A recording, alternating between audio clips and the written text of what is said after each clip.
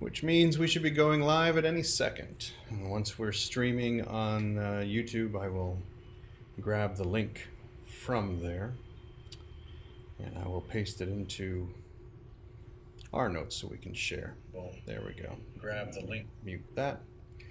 Grab this link here. Paste it into here. I'm going to grab this whole thing.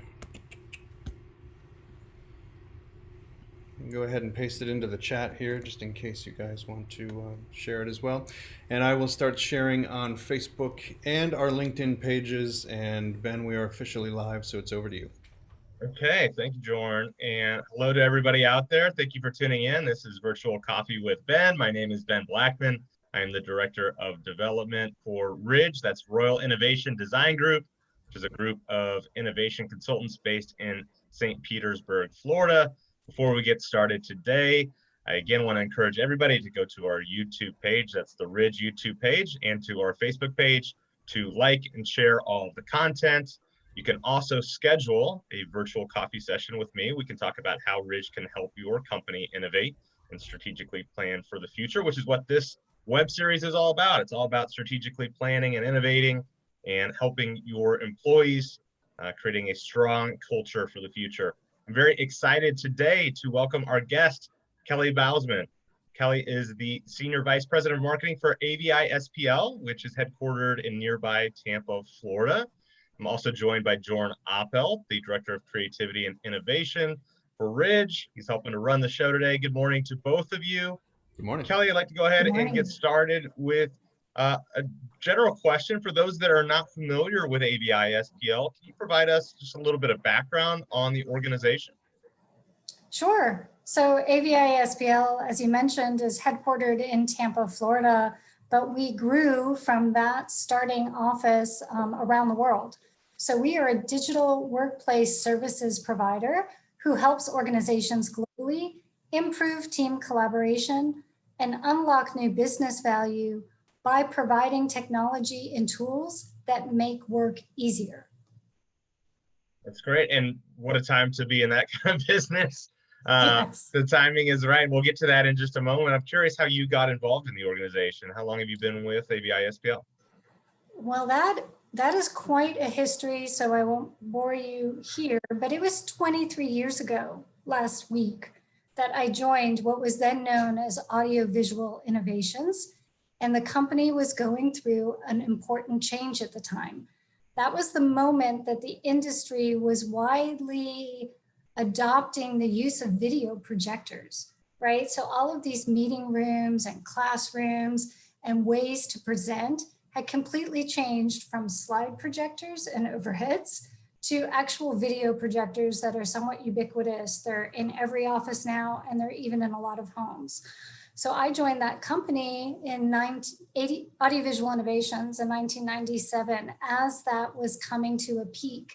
And my goal for the company was to help them rapidly expand that to a national sales capability through e-commerce. So recognizing this pivotal moment in the industry and the confluence of like e-commerce growing at the same time, that's why I went to the company, to kind of start that vein or to start that business model. So we did. At first though, the owner of the company wanted to have a creative services organization because as people were buying projectors, they were realizing they didn't have the content to show on them, right? They didn't really know how to move from this analog model to this digital model. So we did start a creative services agency. And then about a year later, I said, remember that whole e-commerce idea? Why don't we do that? We're seeing this rapid adoption. So we did. We launched e-commerce in January of '99 for projectors, and we landed on the Internet Top 100 that year in terms of revenue, because it was just that right thing at the right moment. That's great. And I know that you have had the opportunity to work with RIDGE in the past. Can you tell us a little bit about how that came together and how the work together changed your path forward? Absolutely. So, you know, in every company, as you grow, you come to recognize when there will be moments of change. And we saw a moment of change in our industry a couple years ago. And having been familiar with what Ridge does, I asked Michelle and Joran and team to engage with our leadership team to do an internal focus group on how do we redefine ourselves? What are we really seeing, hearing, and feeling from our customers that is indicating this moment of change to us? And how do we want to harness what we're hearing and what we know to be true and what we're seeing into a new way to describe who we are? We were realigning our identity to the market promise and trying to bring with it a little bit of a blue ocean strategy. And I knew in order to accomplish that, we had to have a really strong facilitation around harnessing innovation and recognizing how to translate that into value for customers. It sounds like you were definitely on the forefront of changing everything and being able to pivot. And given the pandemic that we're in right now, I'm sure that served you extremely well. I'm curious how the pandemic has affected the work that you're doing, both internally, but also externally with the customers that you're dealing with. I'm imagining everybody's wanting new video communications and collaborative tools. How's AVI-SPL been dealing with the pandemic in general? That's a great question. And I feel like the exercise we did with Ridge gave us an experience with fluidly and quickly pivoting previously from one identity to another. We had been known as AV for decades, right? And what we knew was happening is that what our customers really needed from us was digital work tools. That might be some AV, but it was also meeting solutions like Teams and Zoom and WebEx. And all of that was rapidly deploying in these companies. And in order to have a positive user experience with that technology, it sometimes needs other devices that are audio and video devices that make that experience easier and services to manage them. So when the pandemic came, we had already been seeing that rapid deployment in large organizations of these meeting tools, but it hadn't fully matured yet. And so a lot of our customers came to us saying, we need to now go from having 10% of our workforce able to work remotely this way to 50, 80% overnight. So a lot of them came to us looking for additional services or help in rapidly deploying or scaling their video meeting capabilities. And so we were ready to do that because we had recognized the trend and had been kind of gearing up for it. The change of what they need from us has even shifted during that time. At first, they needed additional services. They needed their remote workers to have somebody else they could call besides their own IT team to kind of work through everything. Now they need a review of how they scaled the technology. Is it all cohesive? Is it all unified? And how do they handle outfitting all of their remote workers so that they have the same level of experience in the home office as they would in the physical office? So that was really interesting that we were prepared to have the mindset of service to help those customers. I would say another effect of the pandemic was that we realized that work isn't just meetings, right? It is, it's a lot of creative work. It's a lot of collaboration. And so we've seen a lot of kind of inventiveness and how customers are collaborating with or without video, maybe using other collaboration tools where there can be asynchronous collaboration on projects. So we're seeing that. We're also seeing that virtualizing not only work, but how you interact with customers, either on a one-to-one or large scale is important. So virtualizing all of our events. We typically, because we have 50 offices globally, we'll go out into the field and go to a market where we have an office and do an event, have a keynote speaker, or maybe a guest technology leader from a vendor speak. And that couldn't happen during the pandemic. So we quickly pivoted to virtual events, keeping the mindset that those events had to be very timely and also very quick, right? So they had to be of the moment and they had to be easy to consume. So that was another thing we quickly pivoted to do. That's fantastic. I'm glad to hear that you guys have been able to adapt so easily and then in turn help the companies that you're dealing with. If you're just joining us, you're watching Virtual Coffee with Ben. I'm Ben Blackman, the Director of Development for Ridge. I'm joined today by Kelly Bousman, the Senior VP of Marketing for AVI-SPL, with Jorn Oppeld as well, the Director of Creativity and Innovation for Ridge. Again, if you like what you're seeing and you want to see more content, please go to our YouTube page and subscribe. You can go to our Facebook page as well and stay tuned for more conversations just like this one. We were talking a little bit about how AVI-SPL has handled the pandemic and are dealing with their clients. I'm curious, Kelly, just in general, what advice you have for businesses that are struggling right now to adjust to the pandemic, adjusting to the virtual work environment. Maybe they don't have the resources aside from calling AVI-SPL. What would you say that they do to make sure that they're prepared moving forward in this quote unquote new normal? That's a good question. I would say staying connected with your employees, your colleagues, your vendors, your partners, that's the most important thing.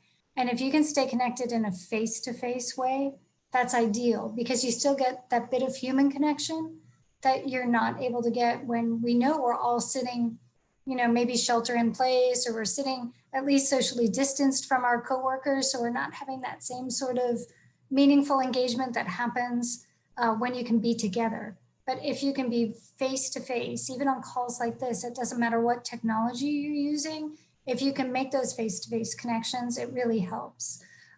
Frequency of connection is also important, but be mindful of video fatigue, right? So people are finding that they're spending hours and hours in video meetings because everyone wants that face-to-face connection. Maybe shorten it.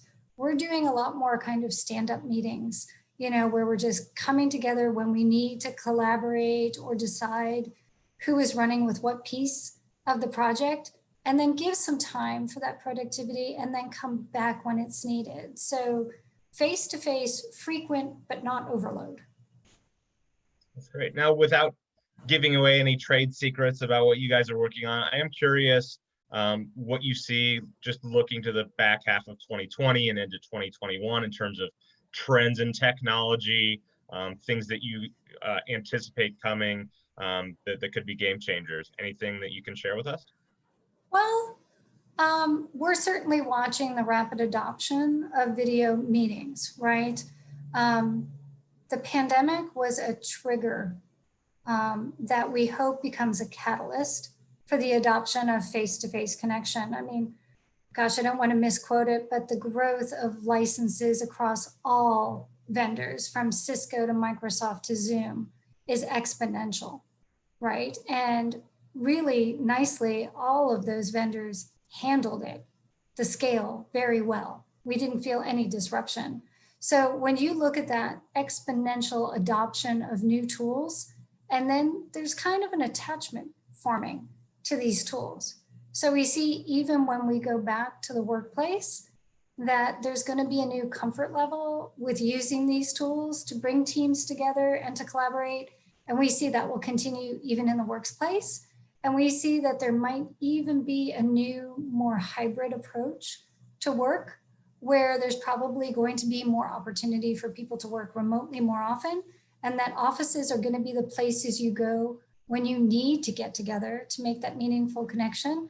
But when you're working from home, everyone knows you have the technology you need to be productive or to still connect face to face. So we see this rapid move to work from home and that rapid adoption of video meetings as a really positive outcome for the future, even when there isn't a pandemic, because it's going to provide greater flexibility in how teams operate. Kelly, I've got a question. I mean, our facilitation team has had to pivot and spin and reimagine alongside everyone else just to get our facilitation team trained up on new virtual tools like Mural and Miro and all these other, and Zoom and all these other virtual tools so that people can be bilocated and be together in a space and get the work done, right? And keep moving toward the outcomes at the pace they're used to, or now need to move at shorter sprints or however they're functioning in that new space. And we're coming up against, people who are, like you said, you mentioned bilocated teams, you mentioned remote teams, you mentioned teams working asynchronously across geography, right, and time zones. We're training our facilitation team to now think of this.